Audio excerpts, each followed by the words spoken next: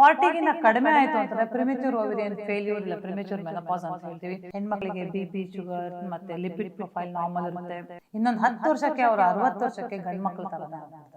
Metal cancer risk ಇರುತ್ತೆ, breast cancer risk ಇರುತ್ತೆ. ಒಬ್ಬ ಆರೋಗ್ಯವಂತ ಮಹಿಳೆ ತಮ್ಮ ಯಾವ ಏಜ್ ನವರೆಗೆ ಪೀರಿಯಡ್ಸ್ ಆಗ್ತಾರೆ, ಜೊತೆಗೆ ಅವ್ರಿಗೆ ಪೀರಿಯಡ್ಸ್ ಬಿಡುವಂತಹ ಸಂದರ್ಭದಲ್ಲಿ ಏನಾದ್ರೂ ಗೊತ್ತಾಗತ್ತಾ, ಏನಾದ್ರೂ ದೈಹಿಕವಾಗಿ ಬದಲಾವಣೆ ಆಗುತ್ತಾ ಏನಾದ್ರೂ? ನಾರ್ಮಲ್ ಆಗಿ ಪೀರಿಯಡ್ಸ್ ನಿಲ್ಲೋದಕ್ಕೆ ಮೆನೋಪಾಸ್ ಅಂತ ಹೇಳ್ತೀವಿ. ಪೆರಿಮೆನೋಪಾಸ್ ಅನ್ನೋದು ಒಂದು 2-3 ಇಯರ್ಸ್ ಮುಂಚೆಯಿಂದನೇ ಸ್ಟಾರ್ಟ್ ಆಗುತ್ತೆ. ಅಂದರೆ ಪೀರಿಯಡ್ಸ್ ನಿಲ್ಲದೆ ಇನ್ನೇನು ನಿಲ್ಬಹುದು ಅನ್ನೋ ಒಂದು ಸೂಚನೆ ಕೊಡುವಂಥ ಟೈಮ್ಗೆ ಪೆರಿಮೆನೋಪಾಸ್ ಅಂತ ಹೇಳ್ತೀವಿ. Average in the world 45 to 52 years menopause ಇರುತ್ತೆ. ನಮ್ಮ ಭಾರತದಲ್ಲಿ 45 years average age of menopause ಅಂತ ಅನಿಸುತ್ತೆ. ಸೊ ಈಗ ನೀವು ಮೆನೋಪಾಸ್ನ ಅಪ್ರೋಚ್ ಮಾಡಿ 40 ಇಯರ್ಸ್ ಮೇಲಾದರೆ ಏನು ತೊಂದರೆ ಇರಲ್ಲ. 40-41ಗೆ ಹೋಗ್ತಾರೆ, ಕೆಲವರು 50-55 52 ತನಕ ಕೂಡ ಹೋಗ್ತಾರೆ. 40ಗಿಂತ ಕಡಿಮೆ ಆಯಿತು ಅಂತಂದರೆ ಪ್ರಿಮೆಚೂರ್ ಓವೇರಿಯನ್ ಫೇಲ್ಯೂರ್ ಇಲ್ಲ ಪ್ರಿಮೆಚೂರ್ ಮೆನೋಪಾಸ್ ಅಂತ ಹೇಳ್ತೀವಿ. ಅದು ಒಳ್ಳೆಯದಲ್ಲ.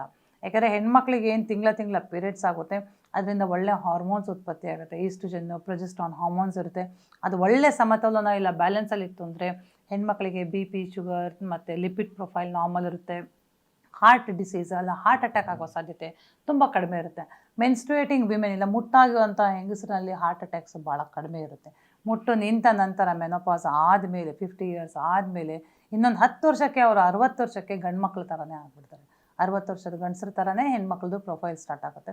ಸೊ ಹಾಗಾಗಿ menopause is A very important transition period ಇರುತ್ತೆ. ಒಂದು 2-3 ಇಯರ್ಸ್ ಈ ಪೆರಿಮೆನೋಪಾಸ್ ಆಗುತ್ತೆ. ಸೊ ನಿಮಗೆ 40ಕ್ಕಿಂತ ಮುಂಚೆ ಪೀರಿಯಡ್ಸ್ ನಿಂತರೂ ಒಳ್ಳೆಯದಿಲ್ಲ, 52ರ ಮೇಲೆ ಜಾಸ್ತಿ ಪೀರಿಯಡ್ಸ್ ಆದ್ರೂ ಒಳ್ಳೆಯದಿಲ್ಲ. 52ರ ಮೇಲೆ ಕಂಟಿನ್ಯೂಸ್ ಆಗಿ ಪೀರಿಯಡ್ಸ್ ಆಗ್ತಾಯಿತ್ತು ಅಂತಂದರೆ ಅವರಿಗೆ ಎಂಡೋಮೆಟ್ರಿಯಲ್ ಕ್ಯಾನ್ಸರ್ ರಿಸ್ಕ್ ಇರುತ್ತೆ, ಬ್ರೆಸ್ಟ್ ಕ್ಯಾನ್ಸರ್ ರಿಸ್ಕ್ ಇರುತ್ತೆ. ಸೊ ಹಾಗಾಗಿ ನಾವು ಅವ್ರನ್ನೂ ಕೂಡ ತುಂಬ ವಾಚ್ ಮಾಡಬೇಕಾಗುತ್ತೆ. ಈ ಮೆನೋಪಾಸ್ ಹತ್ತಿರ ಬರ್ತಾ ಬರ್ತಾ ಕೆಲವೊಂದು ದೈಹಿಕ ಸೂಚನೆಗಳು ಅಂದರೆ, ಒಂದು ಅವರಿಗೆ ಪೀರಿಯಡ್ಸ್ ಇರ್ರೆಗ್ಯುಲರ್ ಸ್ಟಾರ್ಟ್ ಆಗುತ್ತೆ. ರೆಗ್ಯುಲರ್ ಆಗಿ ತಿಂಗಳ ಆಗ್ತಾ ಇರೋರು once in 2 months 3 months 6 months ಆ ಥರ ಆಗುತ್ತೆ. ಮೈಂಡ್ ಇರ್ರೆಗ್ಯುಲರ್ ಸೈಕಲ್ ಆಗಿ ಬ್ಲೀಡಿಂಗ್ ಕಡಿಮೆ ಆಗಬೇಕು, ಇಲ್ಲ ನಾರ್ಮಲ್ ಆಗಬೇಕು. 3 ತಿಂಗಳ ಪೀರಿಯಡ್ ಆಗದೆ ಬ್ಲೀಡಿಂಗ್ ಜಾಸ್ತಿ ಆಗಿರೋದು ನಾರ್ಮಲ್ ಅಲ್ಲ. ಆಗ ನೀವು ಡಾಕ್ಟರ್ ಹತ್ರ ಹೋಗಬೇಕಾಗುತ್ತೆ.